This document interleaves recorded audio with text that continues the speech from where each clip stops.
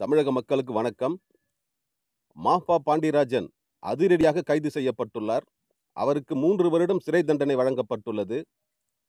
தேசிய கொடியை அவமதித்த வழக்கில் இவருக்கு இந்த நிலை ஏற்பட்டுள்ளது என்று பரபரப்பான தகவல்கள் வெளியாகியுள்ளது.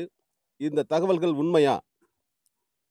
இது பற்றிய உண்மை தகவலை அறிந்து கொள்ள யுனிவர்ஸ் டிவியை சப்ஸ்கிரைப் செய்து கொள்ளுங்கள். கீழே உள்ள சிகப்பு பட்டனை அழுத்தி யுனிவர்ஸ் டிவியை சப்ஸ்கிரைப் செய்து கொள்ளுங்கள். ஆர்கே நகர் இடைத்தேர்தலில் டிடிவி தினகரனும் ஓபிஎஸ் அணி சார்பில் மதுசூதனனும் போட்டியிட்டனர். டிடிவி தினகரனுக்கு தொப்பி சின்னம் வழங்கப்பட்டது. ஓபிஎஸ் அணிக்கு இரட்டை மின்கம்பம் சின்னம் வழங்கப்பட்டது. தேர்தல் பிரச்சாரம் சூடுபிடித்துள்ள அந்த நிலையில் ஓபிஎஸ் அணியினர் மாப்பா பாண்டியராஜன் தலைமையில் நடத்திய தேர்தல் பிரச்சாரத்தில் இறந்து போன ஜெயலலிதாவின் மெழுகு பொம்மையை செய்து அவர் பிணம் போல அந்த பொம்மையை வடிவமைத்து அதன் மீது தேசிய கொடியை போர்த்தி தேர்தல் பிரச்சாரத்தில் ஈடுபட்டனர். இது இந்திய அரசியல் அமைப்பு சட்டப்படி மிகவும் குற்றம். தேசிய கொடியை அவமதிப்பது மிகப்பெரிய குற்றம் என்று நமது அறிஞர்கள் கூறுகிறார்கள். இந்த நிலையில் இதற்கு தேர்தல் கமிஷனும் போலீசாரும் கடும் கண்டனம் தெரிவித்தனர். ஆர்கே நகர் போலீசார் இவர்கள் மீது மாப்பா பாண்டியராஜன் உள்ளிட்ட அப்போது பிரச்சாரம் செய்த அனைவர் மீதும் வழக்கு பதிவு செய்துள்ளனர். இவர்கள் கைது செய்யப்படுவார்கள் என்று எதிர்பார்க்கப்பட்ட நிலையில் இவர்கள் மீது தேசிய கொடி அவமதிப்பும் பதிவு செய்யப்பட்டுள்ளது.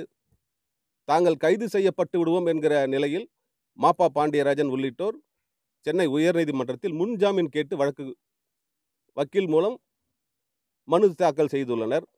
ஆனால் போலீசார் இவர்களை கைது செய்ய விட்டதாகவும் அவர்களுக்கு 3 வருடம் சிறை தண்டனை வழங்கப்பட இருப்பதாகவும் பரபரப்பான தகவல்கள் வெளியாகியுள்ளன.